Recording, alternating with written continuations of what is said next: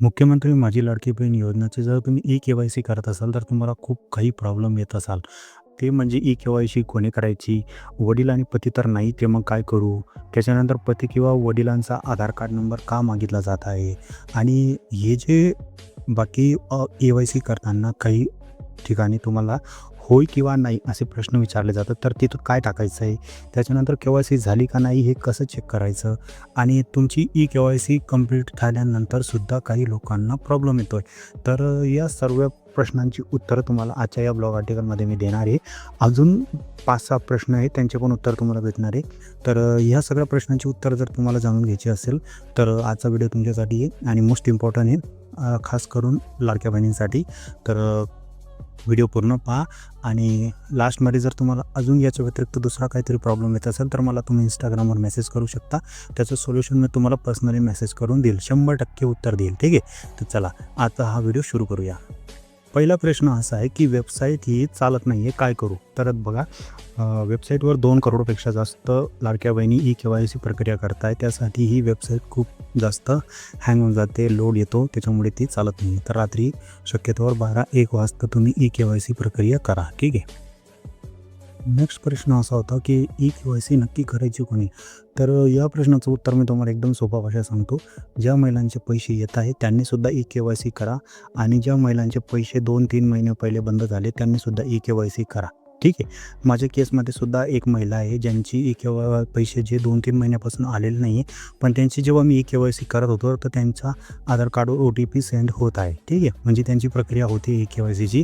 तर जे महिला असं विचार करत आहे की माझे तर पैसेच येत नाही, माझं तर बंद झालं आहे, तर मग मी के-वाय-सी का करू? तर असं नाही आहे. ज्यांचे 2-3 महिन्यापासून पैसे बंद आहेत त्यांनीसुद्धा ई-के-वाय-सी करा. तुमचे पैसे 100% होऊन जातील. काही कारणास्तव तुमचे पैसे येत नाही आहे, त्याचं रिझन ई-के-वाय-सीमध्ये सॉल्व्ह होऊन जाईल. ठीक आहे. तर ई-के-वाय-सी सर्वांनीच करायची आहे. नेक्स्ट क्वेश्चन असा होता की 2 ठिकाणी आपल्याला होय किंवा नाही असं प्रश्नाचं उत्तर द्यायचं आहे. तर पहिला प्रश्न होता की माझ्या कुटुंबातील केवळ एक अविवाहित आणि एक विवाहित महिला ही आहे, या योजनेचा लाभ घेत आहे. तर या ठिकाणी होय करायचं का नाही?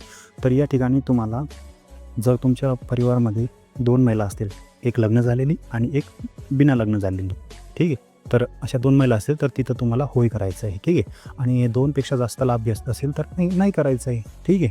सिंपल प्रश्न. आणि दुसरा प्रश्न होता की माझ्या कुटुंबातील कोणीही व्यक्ती सरकारी नोकरीमध्ये नाही आहे किंवा रिटायर पर्सन नाही आहे किंवा इन्कम टॅक्स भरत नाही आहे, तर तिथं तुम्हाला होय करायचं का नाही? तर बघा, तुम्ही जर सरकारी नोकरीमध्ये असाल, तुमच्या फॅमिलीमध्ये कोणी असाल, तर तुम्हाला तिथं होय करायचं आहे. ठीक आहे. आणि जर नसेल तर नाही करायचं. बस सिंपल प्रश्न. तर एक क्वेश्चन होता कमेंट बॉक्समध्ये की माझ्या चुकीनं माझ्याकडनं होयच्या जागी नाही झालं तर काय करू? तर बघा, याचं काही आतापर्यंत सोल्युशन नाही आहे. हा फ्युचरमध्ये आलं, के-वाय-सी एडिट करायचा ऑप्शन आला, तर मी तुम्हाला नक्की सांगेल.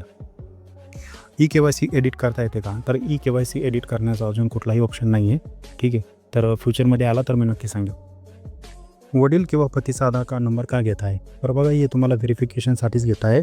फक्त तुमच्या एकट्याच्या व्हेरिफिकेशनवर सरकारला कळत नाही आहे की तुम्ही इन्कम टॅक्स दाता आहे का, किंवा सरकारी नोकरीमध्ये आहात का, किंवा तुमच्या फॅमिलीमध्ये कोणी आहे का. तर हे 2 जणांचे आधार कार्ड, म्हणजे तुमच्या हजबंड किंवा तुमच्या वडिलांच्या आधार कार्डची पण व्हेरिफिकेशन करून, आधार कार्डची माहिती काढून हे चेक केलं जाईल की तुम्ही काही म्हणजे फ्रॉड तर नाही करत किंवा चुकीच्या मार्गाने पैसे तर नाही घेता. त्यासाठी वडील किंवा पतीचा आधार कार्ड नंबर घेतला जात आहे.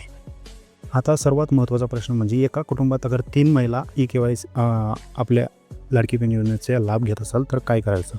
तर बघा, योजनेचा तर जसा जी-आर आला आहे किंवा सरकारचे जसे नियम आहे त्यानुसार तर फक्त एका फॅमिलीमध्ये 2च महिला लाभ घेऊ शकतात, एक विवाहित आणि एक अविवाहित. पण त्याच्या व्यतिरिक्त जास्त महिला असेल तर त्यांनी काय करायचं?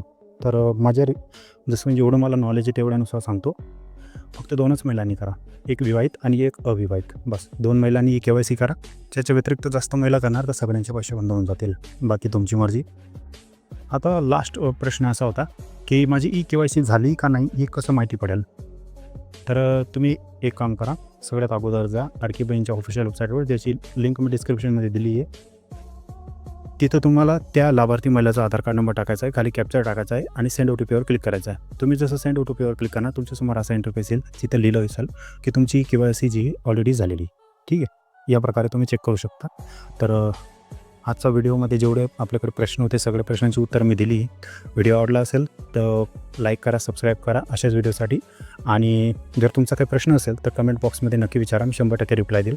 आणि त्याच्यावर जर तुम्हाला काही पर्सनली मेसेज करायचा असेल, काही विचारायचं असेल तर मला इंस्टाग्रामवर मेसेज करा. इंस्टाग्राम आय डी पण सेतू केंद्र आहे, ठीक आहे. तिथं मेसेज करा, मी 100% रिप्लाय देईल तुम्हाला. तर आपण भेटू अशाच नवीन व्हिडिओसोबत. तोपर्यंत धन्यवाद. जय हिंद, जय महाराष्ट्र.